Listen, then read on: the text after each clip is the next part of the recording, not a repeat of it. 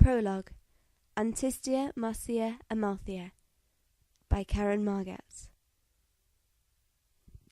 Looking at the reflection staring back at her through the freshly polished silver mirror, all Antistia could think was that her face was that of a stranger.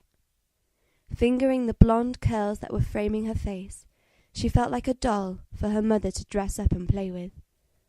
Pulling the wig hastily off her head to reveal the auburn hair that had been hidden underneath, she turned away from the mirror. Why didn't her mother understand her? She thought furiously to herself. Taking 3 calming breaths, she turned to face her mother. Lady Valeria Messalina Sulphitia was a force to be reckoned with when she didn't get her way, but then that was a trait that her daughter had also inherited. Antistia looked Valeria in the eyes and calmly asked, Why? Why did you get me this wig? For the banquet tomorrow, of course. You mean to look your best, and every girl wants blonde hair nowadays, was her mother's nonchalant response, not rising from the chaise in which she had placed herself, always proper, the perfect patrician wife. Every other girl might want blonde hair, but that does not mean that I do, and I most certainly do not want to wear some poor Celtic slave girl's hair. Her voice had got louder, and she was now close to shouting at her mother. It did not seem to matter how hard she tried. Antistia was known for having a quick temper, and her mother's calmness was always a breaking point for her. She had known this moment would come. Her brother's letters had even warned her, but she still couldn't believe it. Well, I do not appreciate that tone, young lady, but if you insist on not wearing the wig, then we shall have to dye your hair. Why couldn't you have been born a blonde like me? Why that awful orange? Antistia, with her hands and fists at her sides, her nails digging into her palms, was now on the verge of tears. Do you not understand? I do not want blonde hair. I do not want to be a puppet. She had lost it. Having steadily come close to her mother, with tears now streaming down her cheeks, she looked down at her mother, still poised and perfect. You ungrateful girl. Think of your father's reputation and your possibility of marriage. You are now 17, and we are not in the city anymore, Antistia. Pompeii has little to offer, but of course your father wished to come here after retiring from the Senate. I do not know what your father was thinking, but if you wish to live in squalor and die an old maid, then do. I'm not going to look after you forever. Wiping furiously at her tears, Antistia looked towards the corner of the room where her slave had been hiding, the only one who truly understood her and offered her support. I'm sorry you had to see that. You're lucky, you know, my lady. Not many others have mothers who care about them. Maria stated quietly while looking intently at a tile on the floor. Care about me? She simply wants to use me as an excuse to go back to Rome and go to the different banquets and see the gladiatorial games, just so that she can get a glimpse of the imperial family. Antistia replied, sitting back on the stool in front of the mirror. Don't you think you should at least try to please her? I know that if my mother was still here, I would want to. Yes, but pleasing her would be to throw myself away. I do not want to marry just yet. Turning back towards the mirror, she huffed. But then a smile spread across her face, and she stifled a laugh. And I definitely do not want to start painting animal fat on my face like she does every morning, noon and night. As soon as she had finished her sentence, both girls fell in a fit of giggles. Well, it is only in her face powder and creams. Picking up the golden thread on her desk, she passed it to Maria, who had come to stand behind her and was currently brushing her hair, slowly plaiting the hair off her face and joining the 2 plaits at the back of her head. With the golden thread threaded through the plaits and used to tie it off, and the rest of her hair falling in natural curls down her back, Antistia started to feel more like herself. Picking up the lipstick and charcoal her mother had got her, she wanted to throw them across the room, but instead put them in the top drawer of her dressing table, hiding them from sight and putting them out of her mind. Instead, she picked up the newest letter from her brothers. Tiberius and Emilius. How she missed them. They had been so close growing up, but now they were tribunes in the legions. The days when they would run about the forum and climb the columns in the temples seemed so far away now. However, she was pleased to know that even though they were in Rome now, and not Pompeii, that they were still looking out for her. They had warned her that father had started looking at possible suitors. In fact, he had asked Tiberius and Emilius if any of their friends were suitable. Antistia loved her father, but dear old Oppius Marcius Amathelius Trimerus could be absolutely clueless about his daughter's feelings. At least he's considering younger suitors, Antistia thought to herself. Her mother would have been fine with handing her over to anyone of importance in Rome, no matter his age. Walking towards her balcony, with the beautiful view around her, all Antistia could think was how pleased she was that they didn't simply visit Pompeii. When they had moved to their holiday villa shortly after Oppius retired, Antistia was still a baby, and her brothers were toddlers. Their mother had actually been Oppius's second wife, and as such was a lot younger than her husband. Her mother's exact intention for Antistia, it seemed. Exasperated, she rested on the balustrade, looking out towards the sea. Why can they not understand that I don't want to get married right now? What if I do not want to marry? But my lady, you will have to marry one day, surely, and it will not be the end of the world. You might surprise yourself. You are lucky we are friends. Why, if I were a normal stuck-up, spoilt, selfish patrician girl, you would be in for a lashing tonight, speaking that way. Smiling at Maria, before turning back towards the view. From her balcony she could see most of Pompeii, from the Forum, bustling with life, to the sea, glistening under the morning sun rays. Looking down towards the garden, she could see her parents in the atrium. Mother must be telling father what a horrible daughter I am, Antistia thought to herself. That was when she felt the first tremor.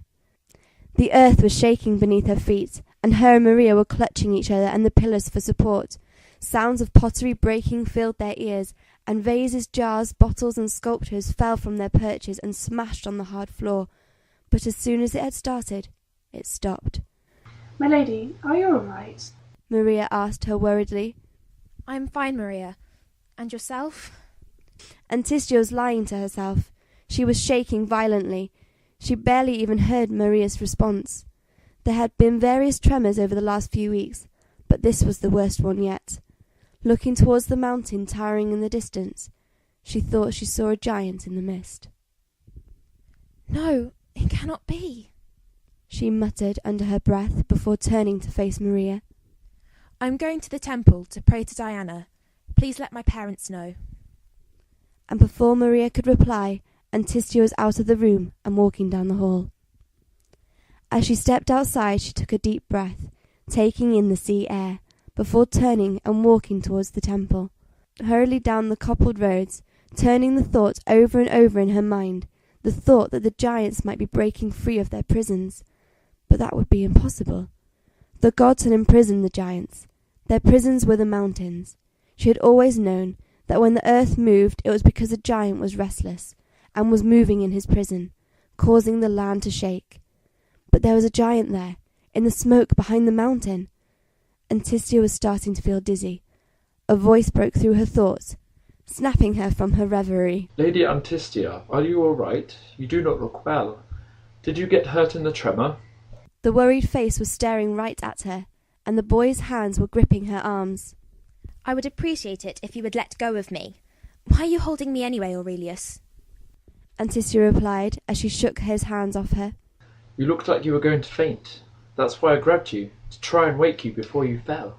Aurelius replied as he took a step back, but kept his arm out waringly, in case she would fall. Do you realise you look stupid standing like that? Maybe, Lady Antistia, but you still have not answered my question. I am fine, thank you. I'm going to pray to Diana. Diana? Oh, are your parents pushing you towards the idea of marriage? Why would you even ask that? Of course they are. I know that you do not want to marry anyone, and I know your mother doesn't like me or my family that much, but the offer is there for you. Just let me know. He smiled coyly at her. Would you allow me to walk you to the temple? It would be my honour, he stated pompously, as he held one hand behind his back and gestured to the path in front of him with the other. Of course you may, my dear sir, Antistia replied with a laugh, and taking his arm the two set off towards the temple. As they were walking down the well-worn roads, a few more tremors occurred. Antistia was starting to get worried, and looking at Aurelius's face, she could tell he was too. When they finally arrived at the temple, He bid her farewell, explaining he would be in the forum if she wished him to walk her home after. Thanking him, she turned towards the statue of Diana. Kneeling before her favourite goddess, she bowed her head and prayed.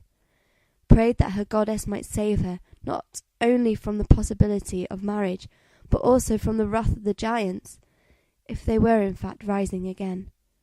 She did not know how long she had knelt there, but tears were cascading down her face, and creating a small puddle on the floor in front of her, and her knees had gone numb.